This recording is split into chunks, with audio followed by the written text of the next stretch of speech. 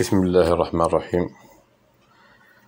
السلام عليكم ورحمة الله تعالى وبركاته. اليوم نتكلم موضوع تحويل فيزا سياحية من فيزا دو كور سيجور إلى فيزا طويلة المدى وبعدها إلى إقامة.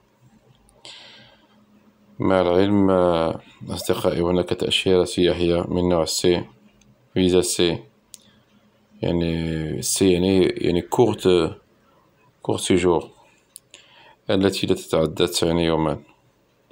وكاين عودة تأشيرة دي تفوق 90 يوما وتكون في غالبية الأحيان للإقامة في فرنسا، أما أو لغرض العمل أو الاستشفاء أو تجمع العائلي، يعني الالتحاق بالزوج أو بالزوجة.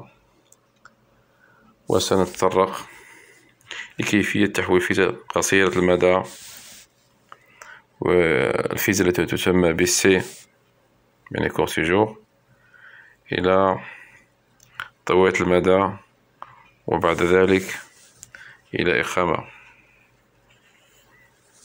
لنفترض إنسان حاصل على فيزا لا تتعدى عام،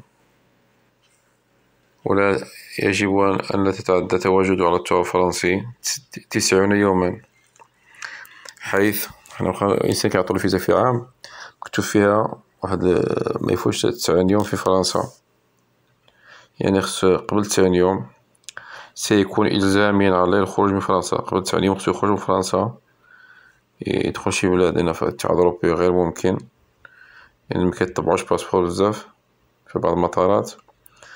خصو يخرج ويطبع جواز السفر ديالو كدليل على مغادرته التراب الفرنسي، ثم بعد ذلك يمكن الرجوع إلى فرنسا مرة أخرى. المعنى القانوني للفيزا المتعدد ميلتيب، هذيك كاين فيزا ميلتيب، أي هذيك السي ولا دي يكتبوا فيها ميلتيب. ميلتيب يعني الخروج والدخول بحرية تامة طالما لم تتجاوز صاحب التأشيرة 90 يوما. إذا يمكن تحويل صاحب فيزا إلى فيزا طويلة المدى. هذيك فيزا تقدر ترضى طويلة ومن بعد دوموندي إقامة. بصح مكاينش بزاف الناس اللي يقدرو يستافدو من هذا القانون. الأغلبية كاين النوع الأول شكون عندهم حق يستافدو من هذا القانون. عندنا الإخوة الجزائريين، هاد الإخوة الجزائريين عندهم واحد كونطرا مع فرنسا، الدولة الجزائرية مع فرنسا، واحد التعاقد يسمى تعاقد إيفيان. هاد المعاهدة اللي وقعت بين الجزائر وفرنسا. عندهم دائما الجزائريين وخاف لا بريفكتور عندهم بيرو ديزالجيريان، يعني هما عندهم واحد الأسبقية في القانون. هادو الإخوة الجزائريين إلا جاو فرنسا عنده فيزا دو كور سيجور ويقدر يدير استثمار شي شركة ولا يدير شي في فرنسا، أو ولا يدخل مع شي واحد شريك في شي مشروع في استثماري. في مشروع استثماري فيه بزاف مشاريع تاع البناء نتاع الفلاح، المهم أي مشروع يكون في فرنسا يقدر عنده ويكون عنده جواز سفر جزائري.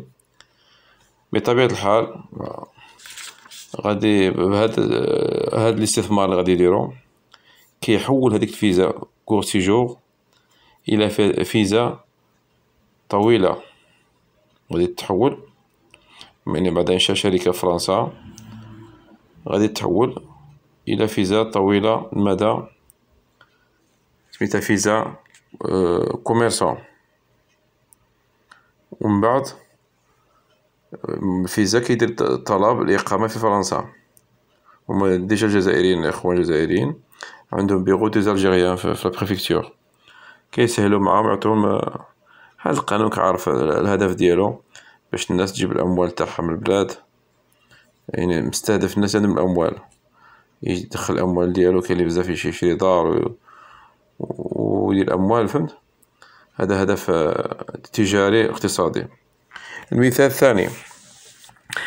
الثاني كاين هما الطلبة الذين يأتون إلى فرنسا للتسجيل في المدارس العليا أو البحث العلمي، أي أن فرنسا تشجع العلماء والباحثين الاستقرار فيها بسهولة. المهم هاد الفئات احنا نقولوا لهم هجرة أدمغة. بفضل الأشياء طويلة المدى يتم التسجيل في المدارس العليا. كاع المدارس العليا نتاع المهندسين، مدارس كاينة تاع الهندسة الغذائية، طب، كثير من المعاهد العليا. وفرنسا تشجع حتى العلماء والباحثين اللي بغى يجي في فرنسا عنده بحث علمي، عنده دراسة كبيرة، يدخل وعنده فيزا. كيعطولو كاين بعض لي بريفيكتور كيعطوهم إقامة مؤقتة، وكان بعض يدون فيزا، يعطوهم فيزا طويلة المدى. غير خصو يحترم القوانين تاع الفيزا وصافي. ملي كيدخل فرنسا مؤقتا في الأول، غير يتسجل في الجامعة والمعاهد العليا. ملي يتسجل يدير طلب لا بريفيكتور، كيعطيهم واحد الإقامة مؤقتة تاع فرنسا. أبري مين يكمل الدراسة تاعو في فرنسا، يعني يكمل يدي الدبلوم ديالو، خصو باش ياخد إقامة دائمة في فرنسا، خاصو عقد عمل. مش عقد عمل تاع شهر ولا شهرين، على الأقل يكون في عام. عقد عمل مع العقد العمل ماشي أي عمل، حسب الدبلوم تاعو، القراية نتاعو نتاع مهندسين ولا تاع الطب ولا نتاع لابوغاتوار. مهم بزاف هما خاصهم الناس من الدرجة الأولى الباحثين ديال العلم. من يقع عقد العمل يرجع لبلده الأصلي ويطلب فيزا دي، وتكون هذه الفيزا طويلة المدى. وعندما يعود إلى فرنسا يتقدم طلب للبريفكتور ويتم إعطاء بطاقة عامل باش يخدم تاع الخدمة، فيها أغلبية فيها عام.